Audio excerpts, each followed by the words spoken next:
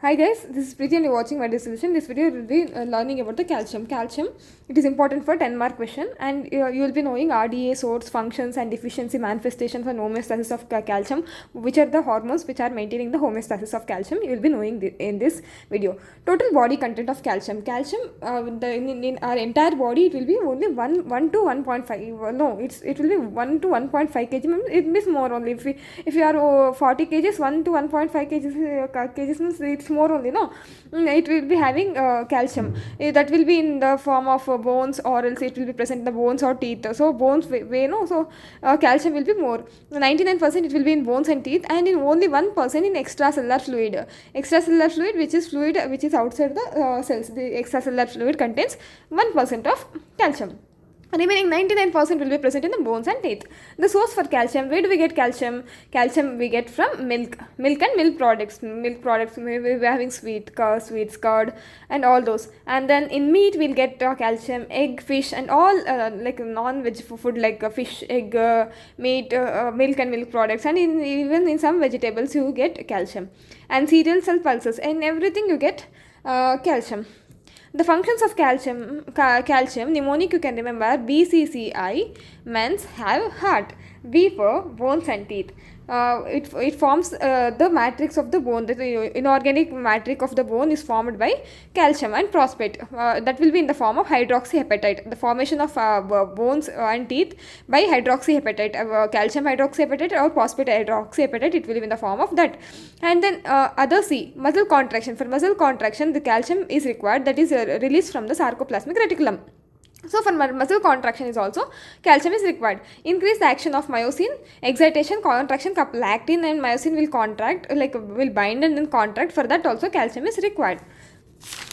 Then other C for BCC, no, other C for coagulation. For coagulation, for factor 4 in coagulation is also calcium. So calcium is required for conversion of prothrombin to thrombin, which is a factor 4. And it is also required BCC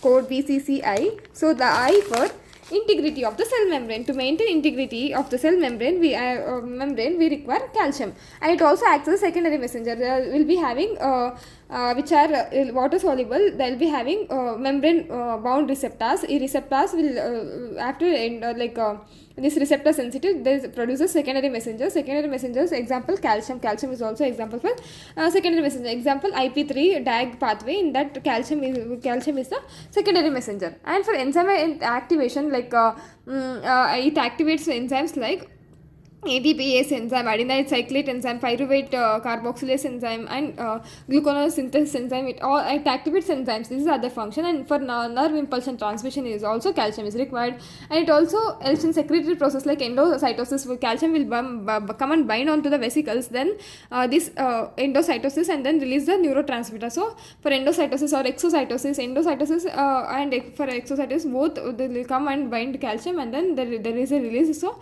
it is required for endocytosis and exocytosis. And release of hormones like insulin, vasopressin and all those will be stored in the vesicles. So for release of hormones also calcium is required. And in heart it prolongs the systole. For all this calcium is required. Calcium homeostasis is maintained by the three hormones or three compounds. Vitamin D, parathyroid hormone, and calcitonin.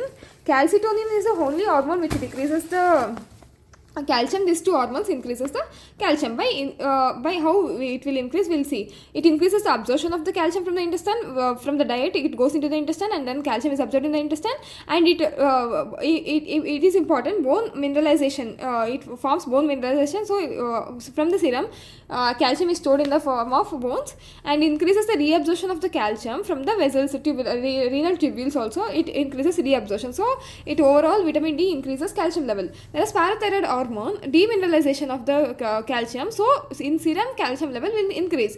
And reabsorption of the calcium from the renal tubule. So serum calcium level increases. And PTH is a decalcification hormone. Bone become weak, but serum calcium level will increase. Calcitonin decreases the calcium absorption by mineralization of the bones.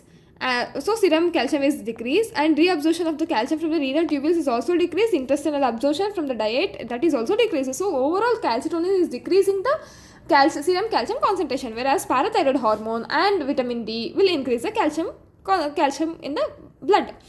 Then normal serum calcium is, I told, it will be 1 to 1.5 kg, but normal serum calcium in our body, entire body, it's 1 to 1.5 kg, but serum, in what is there in blood, it's only 9 to 11 milligrams per deciliter calcium will be there.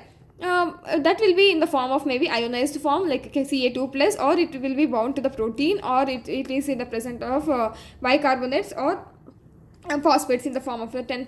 This is a 50%, 40% and 10%. It will be in this form.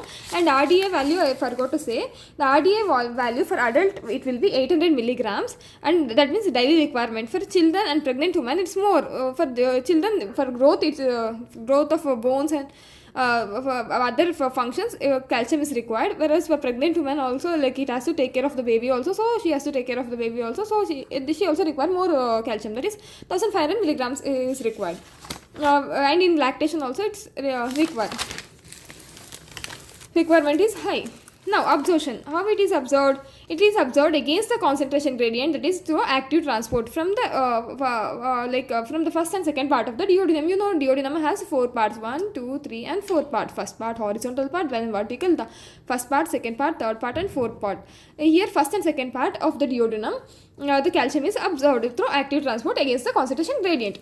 Factors which increases the calcium absorption and which decreases the calcium absorption is also important. Which increases calcium absorption, I already told, PTH, parathyroid hormone, and then parathyroid hormone, which is secreted from the parathyroid gland, and vitamin D, which we get from the sunlight. These two increases the calcium absorption. And then pH, low pH means acidic pH, also favors the absorption of the calcium. And lysine and arginine, these are the amino acids which also increases the absorption of the calcium, and lactose increases the absorption of the calcium, whereas the factors which decreases the absorption of the calcium are phosphate oxalate, calcitonin. Calcitonin, I told, that decreases the calcium absorption, whereas pH high, here it was pH low, now pH high will decrease the calcium absorption. Phytes will form precipitate with the calcium, phytes, and dietary fibers along with the dietary fibers, that is also like excreted, so calcium absorption is decreased. And free fatty acids also decreases the calcium absorption. Clinical features of hypocalcemia. When we say hypocalcemia and when we say hypercalcemia, and what are the conditions in those, if we get hypocalcemia and hypercalcemia, what are the causes for hypocalcemia, what are the causes for hypocalcemia, all we will discuss. Hypocalcemia means less than, I told already, it's 9 to 11 milligrams per deciliter is a serum calcium level.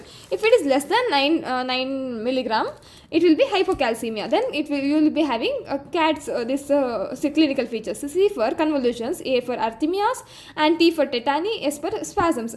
Because tetany means this is complete contraction, because the calcium is not going out of the binding site into the sarcoplasmic reticulum, so there will be contractions will be there. So these are the clinical features where you see in the hypocalcemia.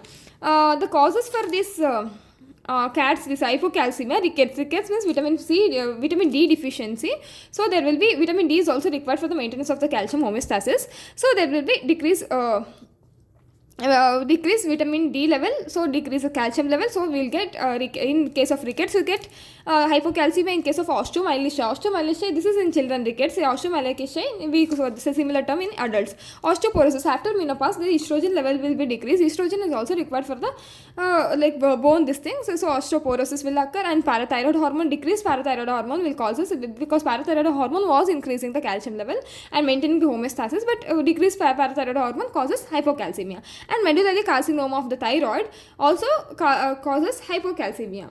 And next, hypercalcemia, where you see hypercalcemia is pain. The clinical features are this: abdominal pain, bone pain will be there, nausea, vomiting, convulsions, fatigue, tiredness, everything will be there because of this hypocalcemia. The causes for PTH tumor, hypercalcemia means parathyroid hormone was maintaining the homeostasis, but increased PTH will increases the calcium level, and bone tumors or metastasis will cause hypercalcemia, because all the calcium in the bone will be in the serum. And multiple myeloma also causes hypercalcemia, and Paget's disease of the bone causes hypercalcemia. These are the causes for hypercalcemia. And then Tetany, when serum's calcium level is less than 7 milligrams per deciliter, we call tetany. Tetany means sudden contraction of these muscles. This carpopedal spasm. This is a carpopedal spasm where I have written a diagram. Flexion at the wrist joint, and metacarpopharyngeal joint, and the extension of the interpharyngeal joints will be extended. That condition, this is a flexion at wrist joint and metacarpopharyngeal joint, and the extension of the pharyngeal joint. This is called as a carpopedal spasms. And Cortex sign, the facial switching and the tapping of the tapping because of the facial nerve, and Tosi sign, this is carpopedal spasm because of application of biceps cuff. The treatment for tetany, we have to give calcium because tetany is an emergency condition. We have to give IV, followed by maintenance by drip rate we can maintain. That is injection of calcium gluconate 10%, 10 ml IV, followed by maintenance drip we have to give for 10 minutes. This is about the treatment for the tetany. This is all you learnt about the calcium, that is total body content of the calcium, sources for calcium, then functions of calcium, RDA value of the calcium for adults, pregnant woman, lactating woman, menopause woman, and what are the hormones which regulate the calcium homeostasis, and how it is absorbed, and factors which increases the absorption, factors which decreases absorption, clinical features of hypocalcemia, and causes for hypocalcemia, hypercalcemia, and tetany treatment, all that you learned in this video. If you find this video helpful, please do like, share and subscribe to my channel. If you have any suggestions, let me know in the comment section. Thank you.